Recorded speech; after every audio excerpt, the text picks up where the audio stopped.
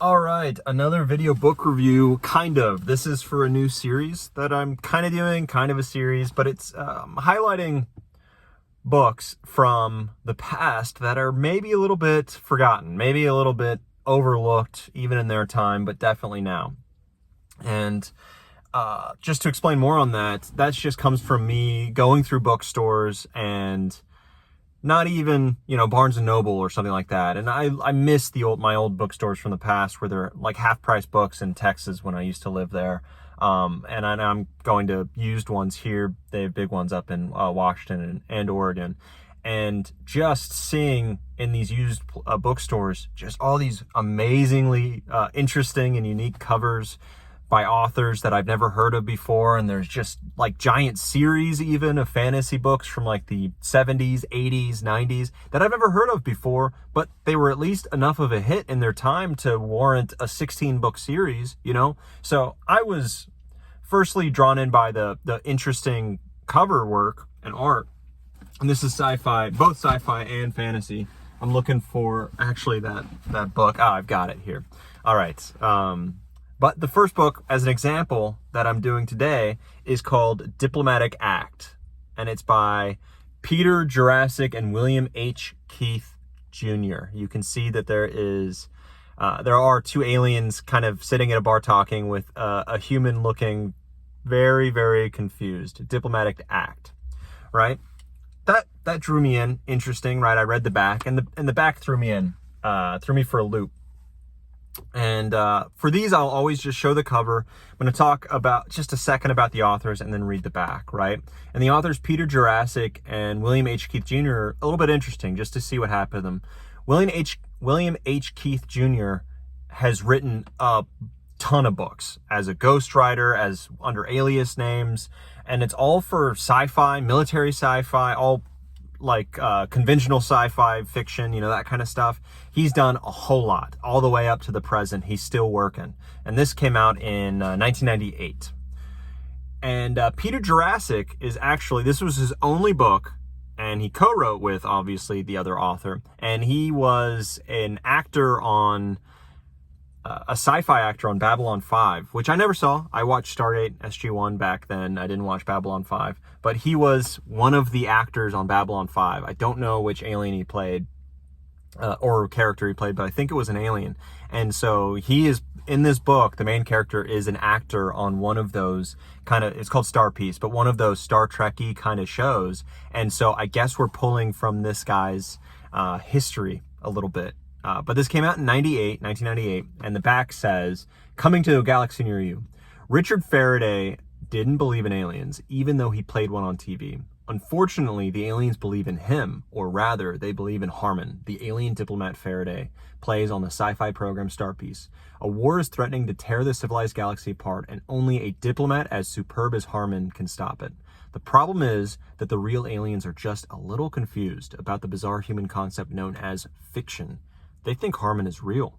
Well, real or not, Harmon had better solve their alien problems fast, or Faraday, galactic civilization, and Earth itself will be abruptly canceled." Jeez, all right. Will be abruptly canceled. Okay, so that threw me in for a loop a little bit because I was like, aliens not understanding a Star Trek type show is fiction and needing the help of an actor. That sounds like Galaxy Quest, obviously. Galaxy Quest.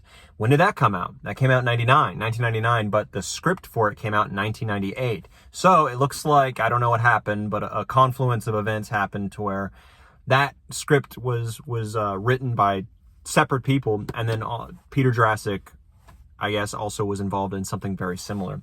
But upon reading it, it is not, like, those are where the similarities kind of end. Like, yeah, the aliens don't understand fiction. They don't understand that it's fake at first, right? They learn it eventually. But other than that, it's very different from Galaxy Quest and different purposes, right? And I think this, by the way, on the cover never actually happens, right, at all. However, it kind of happens. Like both these aliens are in the book. The human Faraday is not actually like bartending, it looks like on here, and I guess, using diplomacy in that way, which was kind of a letdown, but he did it a different way. I thought that this book was very, very good in the first 50%.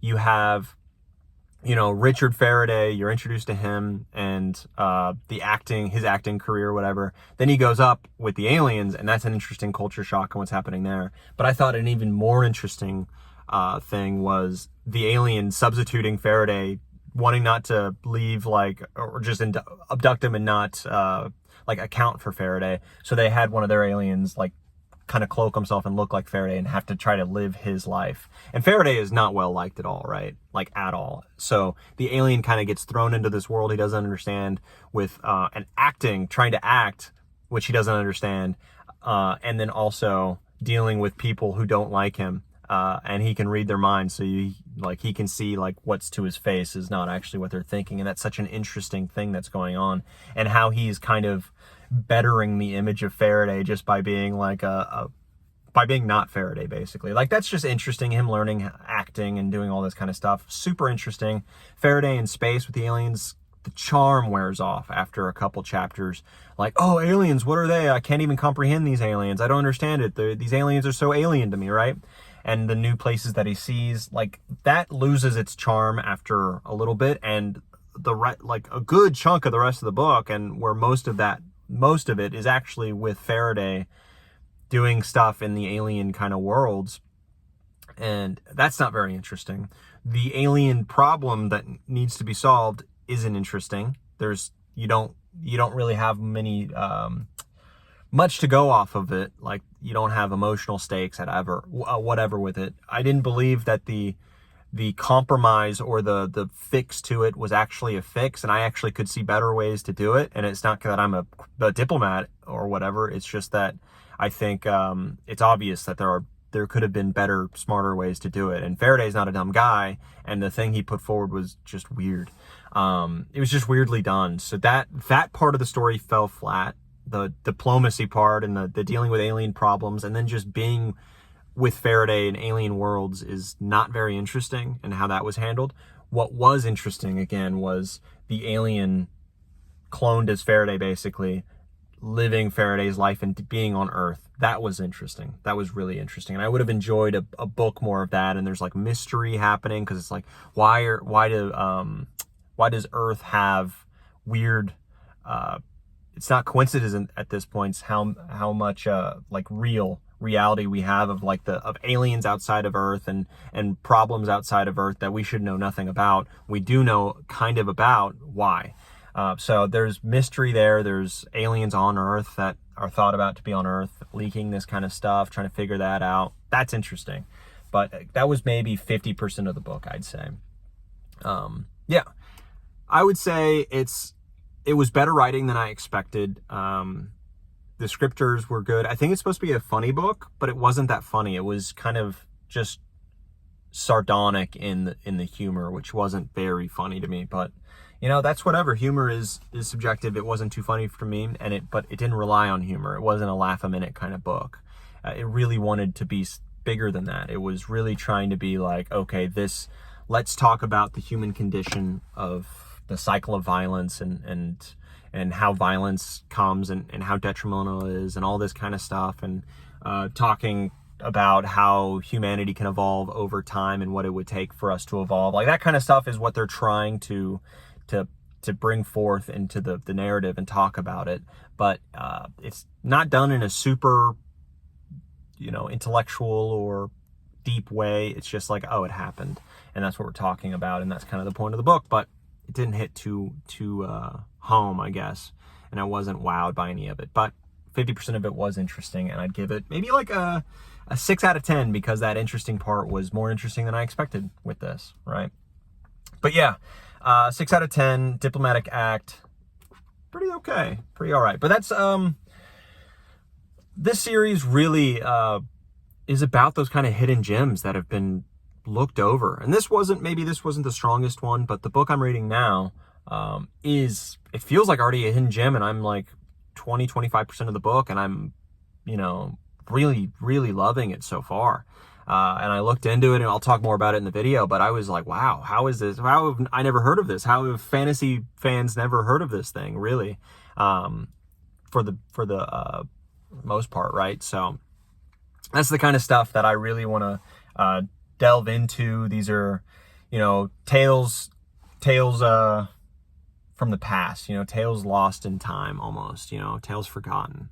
And yeah, I really want to go into that because that's just more interesting to me to walk, instead of using a curated list or going off of what other people are saying. These are the top, you know, these are the top fantasy books that of all time, and just going over and over. And I've been doing that a little bit, but I keep getting just, if I was continually hitting heavy hitters every time, or at least like good and fun reads, I would continue along this path. But I've consistently just run into roadblocks where I'm like, I just don't vibe with a lot of this stuff. So, you know, that's kind of where I'm coming from with this. I'm not picking just super crazy, this is a crazy cover with a crazy, you know, the back cover, what it tells me, so let's jump into the crazy, right? It's more like I'm trying to actually find interesting stuff that I'm interested in and other people might be interested in, but also of quality. Try to find stuff of quality, and that's what I'm trying to do. And so far, so successful, right? Diplomatic Act, sort of interesting, but what I'm reading so far in the new series that I'm reading is way more interesting and of quality. Anyways, that's it. That's the review. And I hope you like the new series. I don't really have a name for it yet, right? Tales Lost to Time, something like that. Who knows? Nothing serious, nothing crazy. I'll get it, I'm sure, by the title of this video. But on to the next book. Sure, that's it.